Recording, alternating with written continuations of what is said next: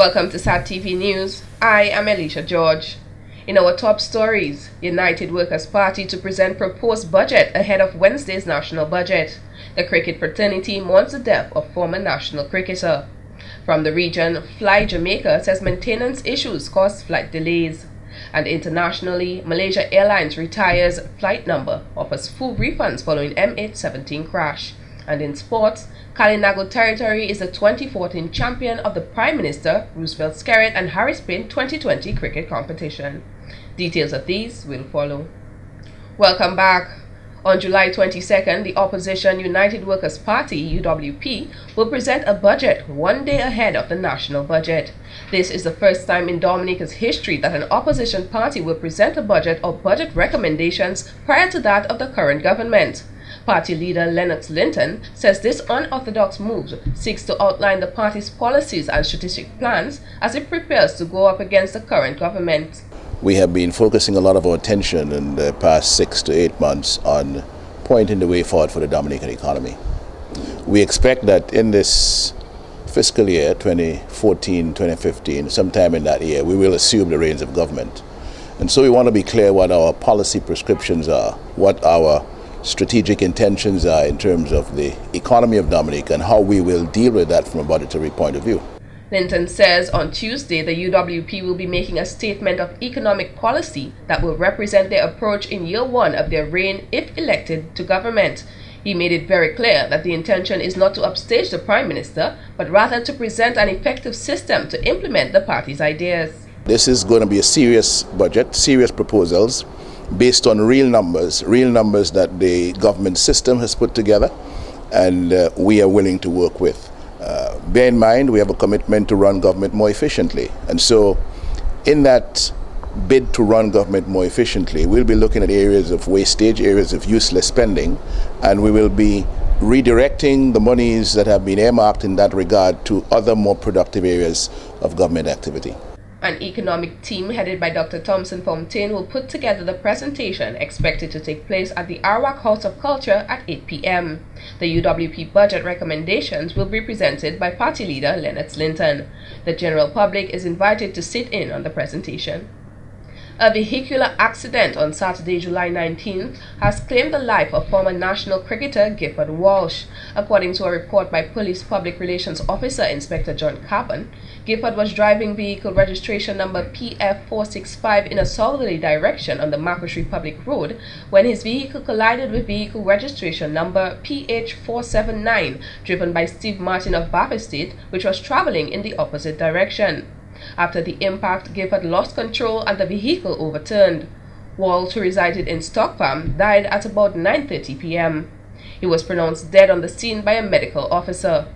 The police has confirmed a coroner's inquest has convened and a postmortem will follow. Meanwhile, President of the Windward Islands Cricket Board, Emmanuel Nanton, described Walsh as a reliable and genuine friend and says Walsh and his family have always been closely associated to the sport of cricket. His wife Regina is the coordinator for our national women's cricket and the service manager for the women's team. His family was always around cricket, always with us. He was a common sight among all the fields around Dominica. Walsh was a former wicket-keeper and batsman for Dominica, a member of the Cavaliers Sports Club, and has been the Assistant Secretary-Treasurer for West Indies Cricket Board for the past 10 years. He was the events coordinator when we held international matches and the more regional matches. He's in that capacity as well. In fact, he was the appointed coordinator for the upcoming regional women's tournament. According to Nanton, Walsh was expected to be appointed the CEO of Windward Cricket Inc., a newly formed cricket group. Prime Minister Honorable Roosevelt Skerrit is suggesting that regional governments take responsibility to ensure energy resources are harnessed for the benefit of their people. He made the statement during a validation workshop on the establishment of the Caribbean Center for Renewable Energy and Energy Efficiency at the State House Conference Center on Monday, July 21st.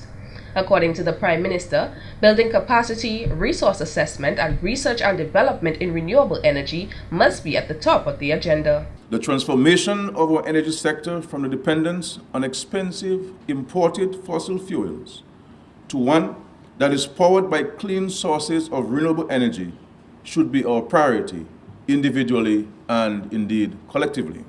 In the past few years, the Caribbean has been burdened with the high cost of energy, particularly electricity. In 2012, the Caribbean Small Island Developing States, SIDS, paid an average of US 40 cents per kilowatt hour for electricity. This has made the Caribbean, with the exception of Trinidad and Tobago, uncompetitive for doing business in the global environment, the Prime Minister stated. An institution that is focused on providing training, policy advice, the mobilization of resources, and research and development would provide critical support to our countries. It is in this context that I endorse fully the establishment of the Caribbean Center for Renewable Energy and Energy Efficiency, CICRE. The Prime Minister said the government of Dominica is convinced that the Caribbean Center for Renewable Energy and Energy Efficiency, CICRE, has the potential to play an important role in renewable energy and energy efficiency in the Caribbean.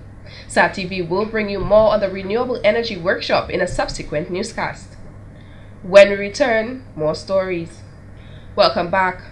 The United Workers' Party UWP Team Dominica has agreed to focus on the youth as one solid aspect of its political drive. Speaking with SAT-TV, Joshua Francis, UWP candidate for the Roseau South constituency, said that the party is dedicated to the cause of young people. We have an issue in Dominica where not only we have a high rate of unemployment, we have a serious problem with underemployment. Because under this administration, we have had quite a number of graduates, an unprecedented number of Dominicans coming from different universities, but when they get here, they don't get the opportunities that they deserve. Team Dominica wants to make life better for the young people. As it is right now, a lot of young people have gotten frustrated. Some of them do not want to vote because they feel that the system has failed them and they feel that all politicians are the same. The group also reiterated plans for establishing a sports facility on the island. The training of police officers and magistrates to deal with young persons in the court system, particularly as it relates to cases of sexual abuse and child protection, is also on the cards. The United Nations Children's Fund, UNICEF, in collaboration with the West Indies Cricket Board, WICB, and the Ministry of Social Services, has engaged 11 cricket coaches in a one-day workshop for child protection in cricket. The Fair Play Initiative is a program designed for coaches in youth development cricket systems in the West Indies to focus on integrating child protection issues into cricket programs. Jamal Azil Lewis, coordinator of the Child Abuse Prevention Unit, feels that outreach through sports would be particularly effective since it is a key mechanism for reaching large groups of children. As the West Indies Cricket Board increases focus on cricket development programs from ages 7 to 19, the organization saw the importance of integrating child protection into all of the region's youth cricket programs and coaching education. Coaches working with children in all sports around the globe are coming under increased scrutiny. Lewis said there is also inconsistency in cricket coaches and administrators' knowledge of child protection basics. Honorable Gloria Shillingford, Minister for Social Services, Community Development and Gender Affairs, says this workshop is an ideal opportunity for self-examination. I see this workshop as timely and an ideal avenue for self-examination to turn the tides of these unfortunate ordeals and make care and protection and fair play the overarching principles to govern the affairs of sports done by our children of Dominica. The child protection training focuses on training cricket coaches on how to recognize sexual abuse and intimidation, physical and emotional abuse and neglect, and how to address these issues.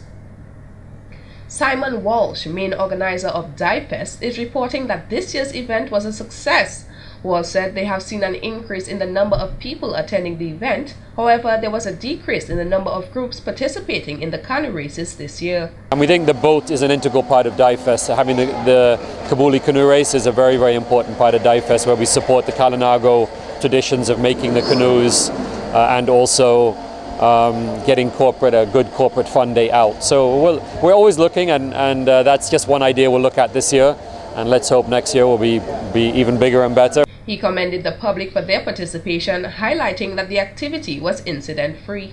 I don't think you could find a piece of food, and you could hardly find drinks yesterday by the time the event ended. It was absolutely packed down there. We had First Serenade playing, followed by CK. They both did a great job. And I must send a A huge thank you to the public, because it was literally so packed in Soufriere, you couldn't walk through the street. Meanwhile, Walsh notes that plans are already underway for next year's staging of the event. Next year, possibly, we're going to try and re-energize the boat race by having categories. So there could be categories of banks and media companies and insurance companies, that sort of thing, so that each heat would represent a sector. And then in the finals, you'd have a bank and a supermarket and a media. So it's an idea we've been looking at for a couple of years. DIFEST 2014, which was formally launched on July 10th, climaxed on Sunday, July 20th in Scots Head.